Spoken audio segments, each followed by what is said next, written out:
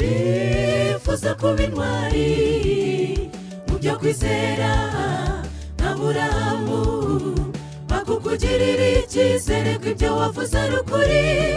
kuzasohoza amasezerano yo wasezeranye, yaba kunyiriza ubugingo cyangwa kubana nanjye mu gihe ngezeho bikomeye, nkugirira ibyiringiro aho bidashoboka, wowe Mana urashoboye, reka tujye duhora tugufitiye icyizere, ushobora byose. Bifuza kuba intwari mu byo kwizera nk'Aburahamu, bakukugirira icyizere ko ibyo wavuze ari ukuri, kuzasohoza amasezerano yo wasezeranye, yaba kunyiriza ubugingo cyangwa kubana nanjye mu gihe ngezeho bikomeye, nkugirira ibyiringiro aho bidashoboka, wowe Mana urashoboye, reka tujye duhora tugufitiye icyizere, ushobora byose.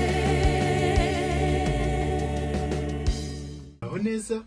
hano ni muri korali New City, turi kubatumira mu gitaramo cya Kugana Yesu kizaba tariki 7 z'ukwa 12 mwaka 2024, aho tuzaba turi kumwe n'ababimbuzi family kwaya ku Muhima, Abahamya ba Yesu ndetse na New City family kwaya. intego y'icyo gitaramo